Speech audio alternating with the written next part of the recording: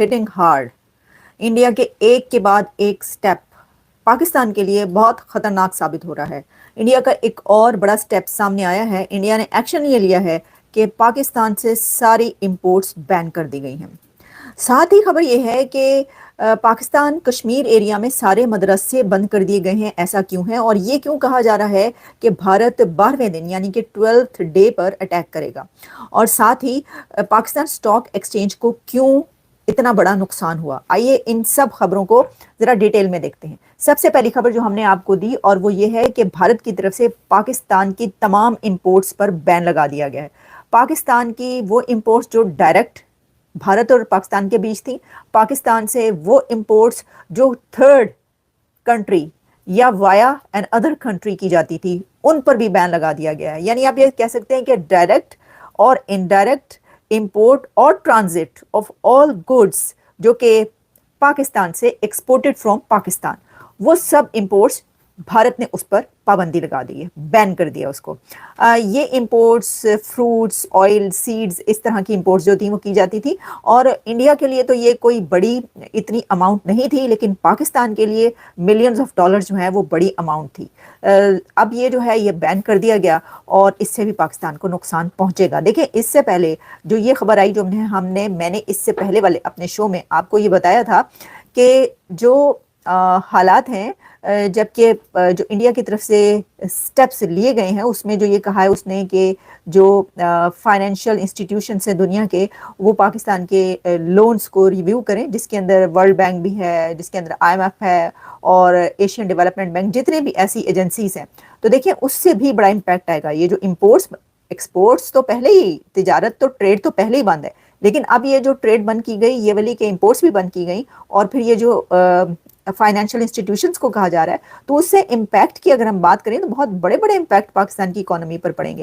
جیسے کہ آپ جانتے ہیں کہ جب آپ کو IMF کا پیسے میں ڈیلے ہو جائے، اگر بند نہ بھی ہو، اگر دیر بھی ہو جائے، تو آپ کے سر پر جو قرضے ہوتے ہیں، جو آپ نے پیمنٹس کرنی ہوتی ہیں، جو ڈیٹس آپ نے پے کرنے ہوتے ہیں، جو تنخواہیں ہوتی ہیں، جو سروسز کا محکمہ ہے، اس کے اندر آپ کی ہر طرح آپ کی اکانومی ڈاؤن چلی جاتی ہے. اگر IMF کے قرضے میں تھوڑی سی دیر بھی ہو جائے تو اس سے آپ اندازہ کر سکتے ہیں کہ یہ سب سٹیپس جو بھارت لے رہا ہے یہ کتنے پاکستان کی اکانومی کے لیے خطرناک ہے. اچھا، جہاں یہ سب کہ ایک طرف بھارت نے بین لگا دیا، ڈکا لگا دیا ہے کس پہ؟ امپورٹس پہ، ختم.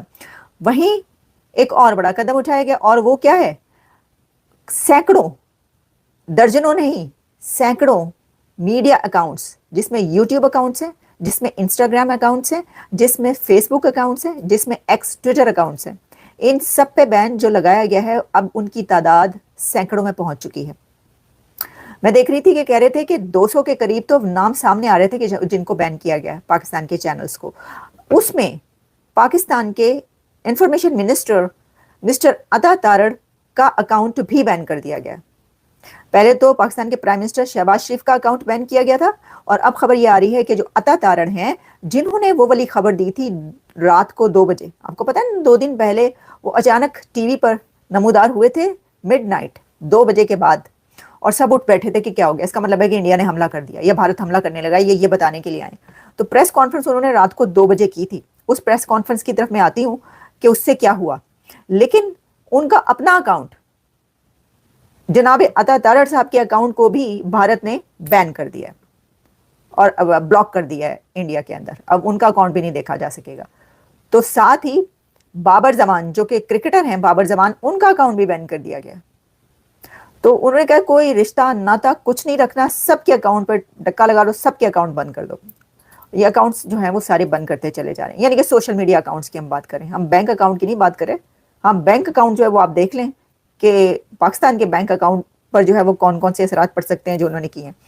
لیکن اب میرا سوال یہ ہے کہ عطا تارڑ صاحب جو آئے تھے 2 دن پہلے مڈ نائٹ کو 2 بجے کے بعد، انہوں نے خبر دی تھی اور کہا تھا کہ کریڈیبل انٹیلیجنس کے تھرو یہ خبر پہنچی ہے، اور وہ کریڈیبل انٹیلیجنس یہ تھی کہ اگلے 24 سے 36 گھنٹے میں بھارت حملہ کرے گا پاکستان پر. تپائن وہ کریڈیبل انٹیلیجنس کہاں گئی؟ سر 24 گھنٹے گزر گئے، 36 گھنٹے گزر گئے، 48 گھنٹے گزر گئے، اب تو 48 گھنٹوں سے بھی زیادہ گزر چکے ہیں، 60 گھنٹے گزر چکے ہیں. اب تو وہ حملہ نہیں ہوا. سر وہ حملہ انڈیا نے نہیں کیا، جبکہ देखें, अगर कहते ना वैसी आके, यानी दिन को कोई प्रेस कॉन्फ्रेंस हो रही है, उसमें बताया जा रहा है कि भाई हाँ भारत हमला कर सकता है, ये हो सकता है, इस वक्त कर सकता है, उस वक्त कर सकता है। लेकिन प्रॉब्लम ये है कि उन्होंने आकर ये कहा था कि अगले 24 से 36 घंटे में इंडिया हमला कर सकता है। तो जो वो जो 24 से 36 घंटे में हमला होना था वो क्यों नहीं हुआ? और ये कैसी आपकी वो थी इंटेलिजेंस रिपोर्ट? इसका मतलब है ऐसी इंटेलिजेंस से रिपोर्टें आती हैं तभी तो वो टीटी। तो दोस्तों कमेंट्स में ज़रूर बताएं कि आज का ये वीडियो कैसा लगा। ऐसे इमेजिंग और इन्फॉर्मेटिव वीडियो के लिए वीडियो को लाइक और चैनल को सब्सक्राइब करें। Thank you for watching this video.